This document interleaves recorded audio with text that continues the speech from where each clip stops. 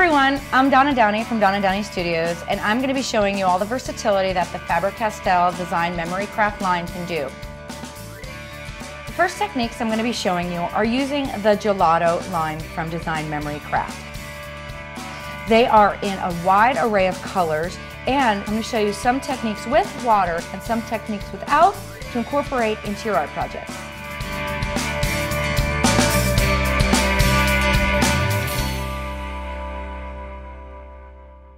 The gelato sticks are really versatile, and you can use them right out of their applicator. But another fun way to get a palette of colors that you're using regularly onto your page is to literally chop a little bit of the gelato off and keep it in a palette, and just take a brush to it and apply it to your page. So what you're going to do this, and you can see I have all the colors lined up, is that you would take your watercolor, and you can take your palette knife. This is also by Design Memory Craft, and you can just slice a bit of it right off of the color stick, then put it in your palette. What I like to do is I like to then take a water bottle, just spray all of them, whether I'm using them all or not, and just to get the colors activated. This also keeps for great storage. This is a collapsible box, so you can keep it for later. So what I'm going to do now is I'm going to stamp an image, and I'm going to color in that image just with the colors right off the palette. So I'm going to take a large stamp, and instead of stamping it into regular ink, I'm going to use the Pit Brush ink. Because it's India ink, it's a permanent ink and allows me to watercolor on top. This is really easy, and you can choose any color you want. I am going to go in with the black. And you just take the Pit Brush and you just grab right over the surface. Get your entire image full, and then you'll stamp it down onto your surface.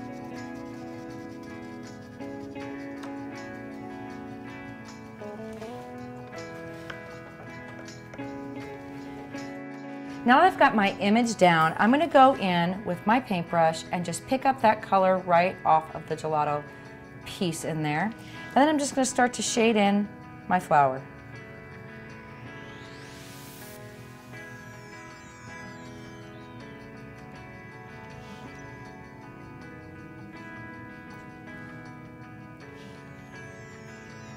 All right, as I finish up painting the flower, now I want to put some additional details in there.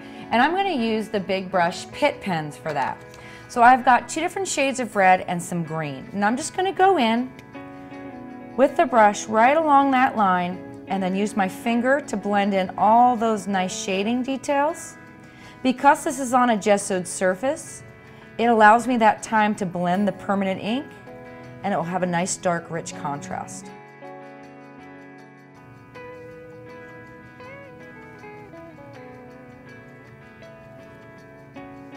All right, now as I finish up with the green on the flower itself, I want to add some more details to the background of this.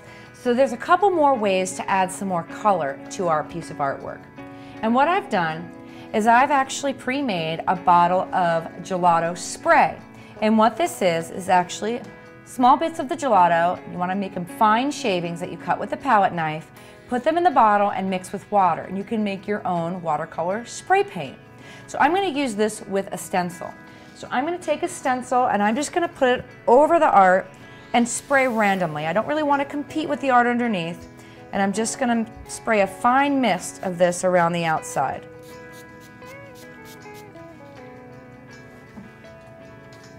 And you can see how the gelato is just as vibrant as a spray as it is as a stick. So for a bolder effect, I'm going to be using a colored pencil, and I am going to go around the edge just to tighten that up and give it a little bit more pop. Now I can also spray this with a little bit of water when we're done, or I can keep it nice and tight.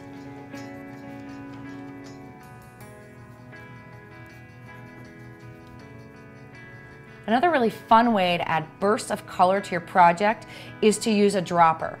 Now these are made by Design Memory Craft, and what you're going to do is take your gelato, use your palette knife tool again to cut a little bit of it off just by slicing it.